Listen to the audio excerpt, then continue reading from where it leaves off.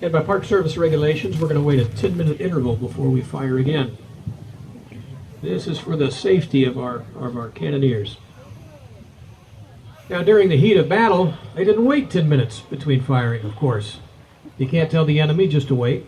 And they want to make sure that they get good, well-aimed shots.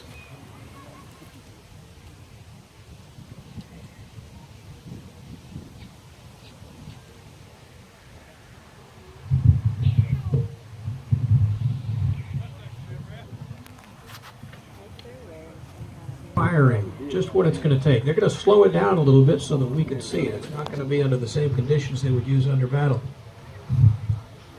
Gun commander, please take over.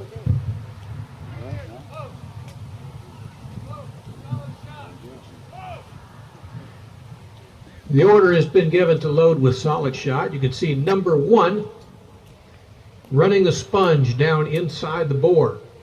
Sponge is only damp. He wants to make sure that there is nothing burning inside of that barrel. Number 3 on the far side of the tube, just behind number 1. The guy holding his arm at a funny angle, he's got a thumb stall. It's like a glove only for your thumb, and he's covering the vent. We want to make sure at all times that while we're loading the piece, that vent is covered. Don't want any oxygen to get in there. The gunner has just sighted the piece. At the command ready, number 3 and 4 step in. The priming wire is dropped through the vent. Now the number 4 man places a friction primer inside the vent. It's attached to a lanyard.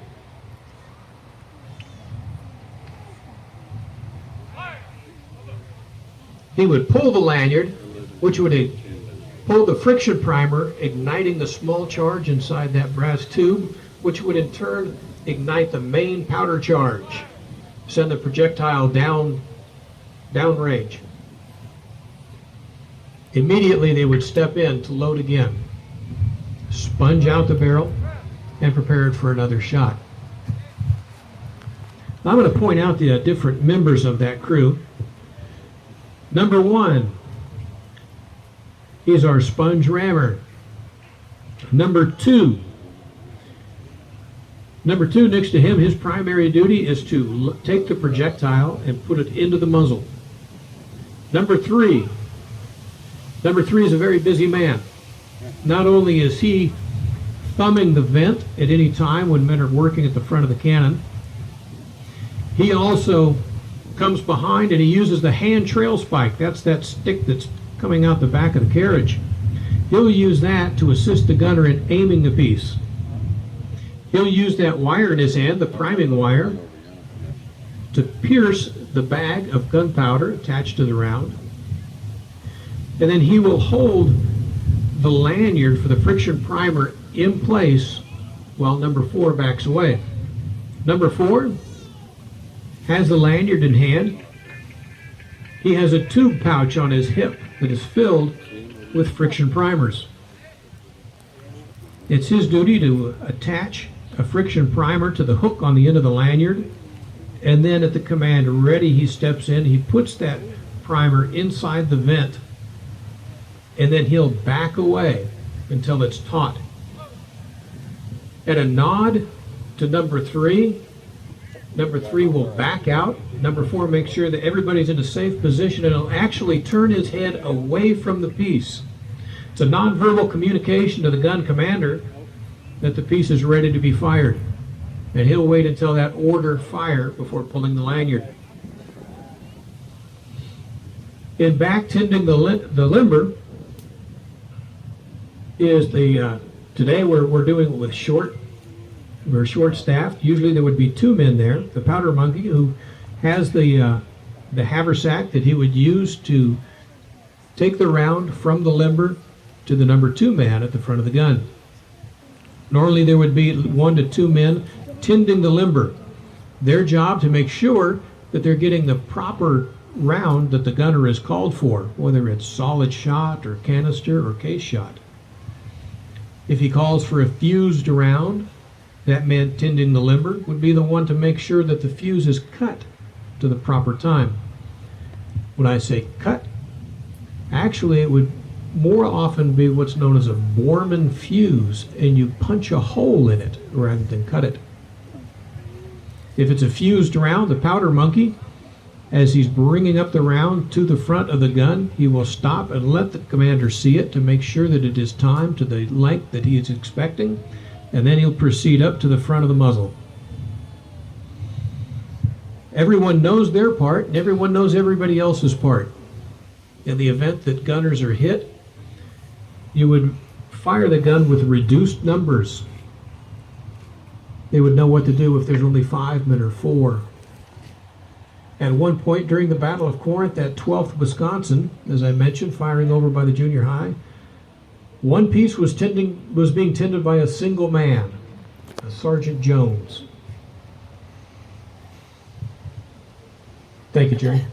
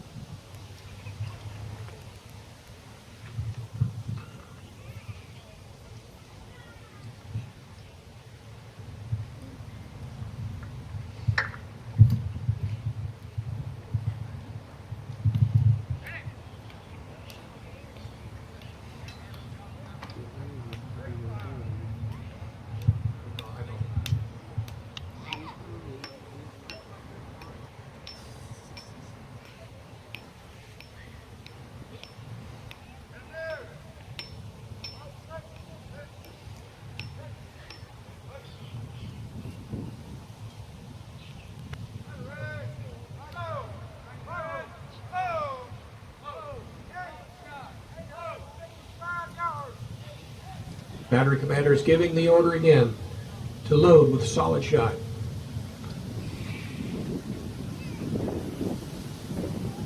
Solid shot would be very useful in counter battery fire, trying to hit the other guy's cannon, or firing into large masses of infantry.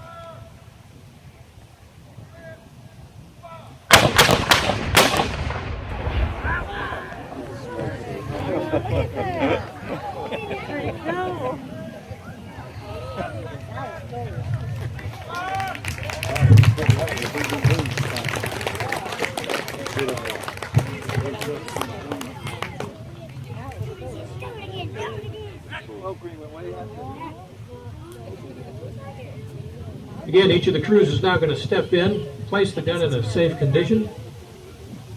You don't want to leave yet. We're going to do again in 10 minutes. Got to wait that period. This time we're going to do a full battery fire all at the same time. That one will be loud.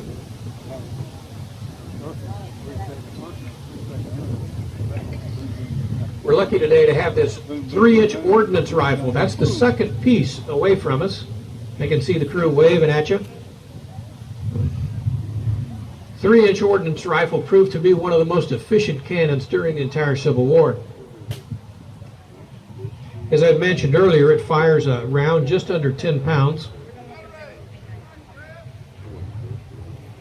At 5 degrees of elevation, you could expect that to go almost 2,000 yards. At maximum elevation, almost 4,200 yards. Long way. All of that with a powder charge of only 1 pound. And they were highly accurate.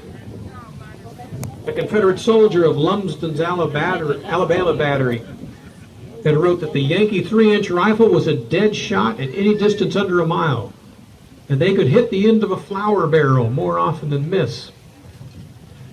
3 shells struck our gun during the action, each coming through the hole in the fort only about 1 foot in width. Later it was measured to be a half-mile shot, and they were putting it through a hole 12 inches wide.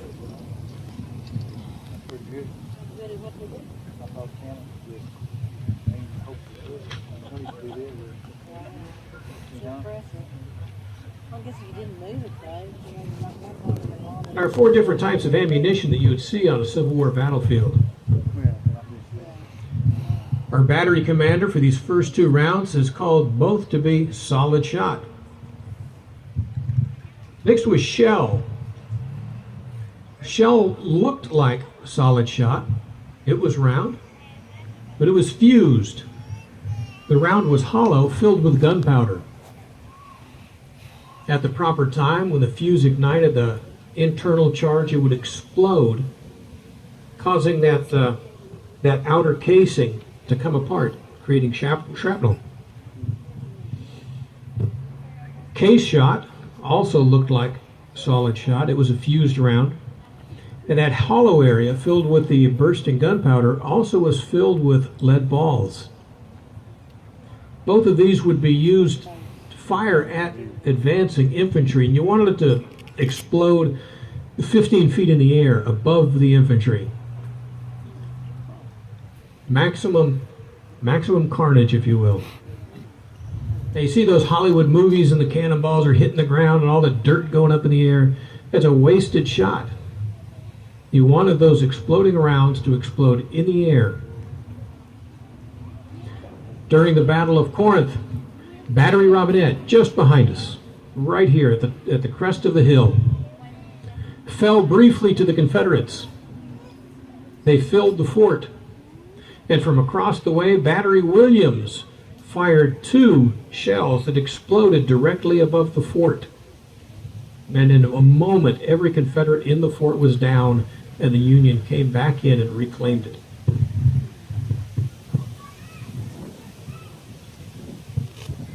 Now, the 4th type of ammunition is canister. That can be fired from a smoothbore or a rifle. It's nothing more than a tin can filled with 27 cast iron balls. When fired, that tin can, as it left the muzzle, would come apart, and it would turn that cannon into a very large, deadly shotgun. Canister would be used if enemy infantry was getting close to within 600 to 300 yards. They would switch over to canister. Now you often hear about grape shot. Well, grape shot was actually discontinued for field artillery use just prior to the Civil War. Whenever you hear it, they're talking about canister. During the Civil War, grape shot was only used by the Navy.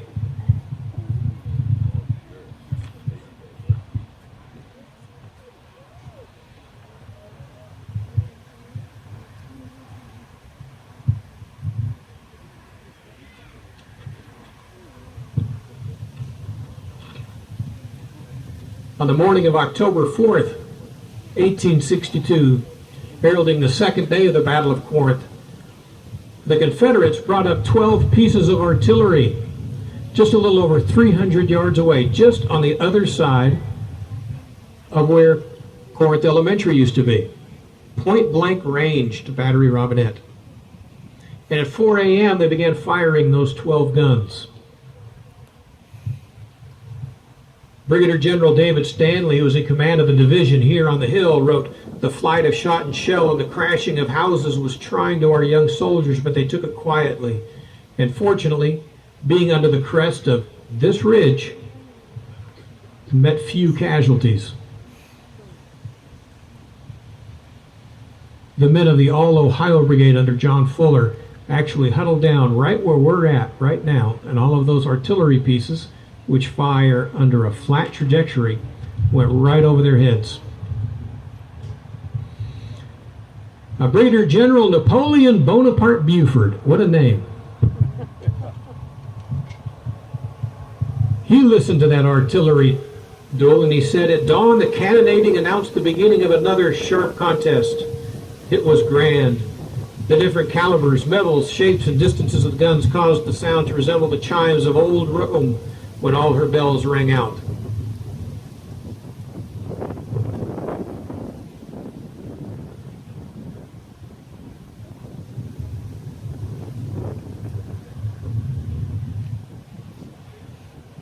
A Union private said that artillery duel was the prettiest thing a-bustin' in the air I ever saw, most especially when they did not come close.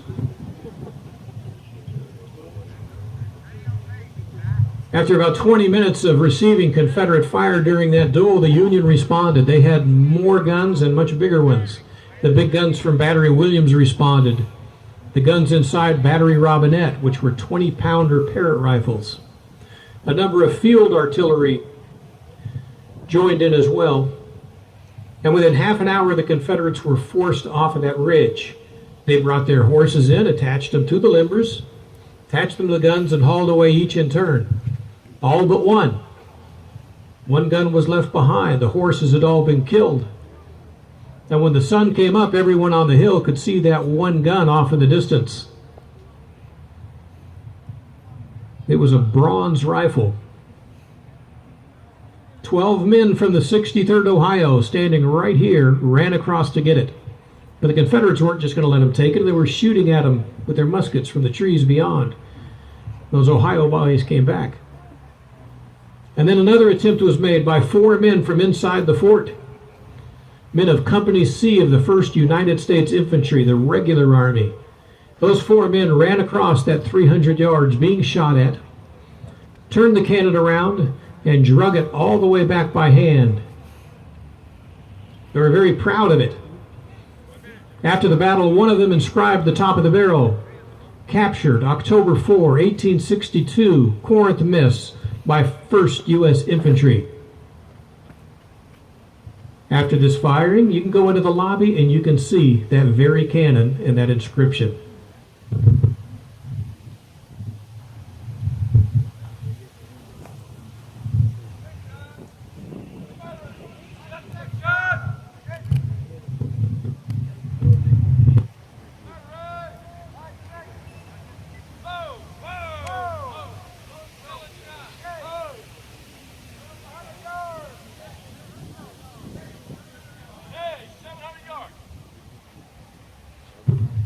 Calling for case shot. We're going to be firing at the enemy that's approaching. Want them to explode above them.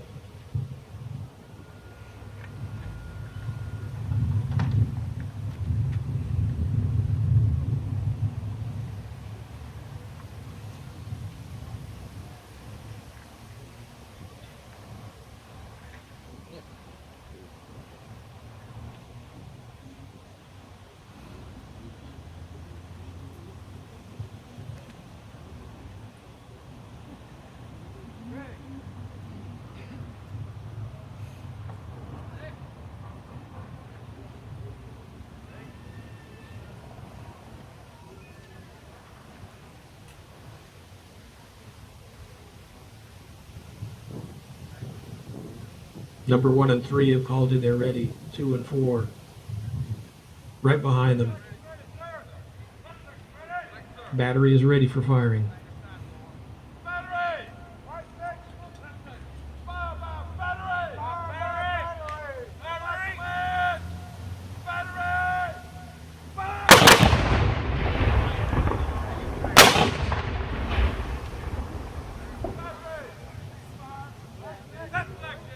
Let's give them a hand. That was a lot of noise and smoke.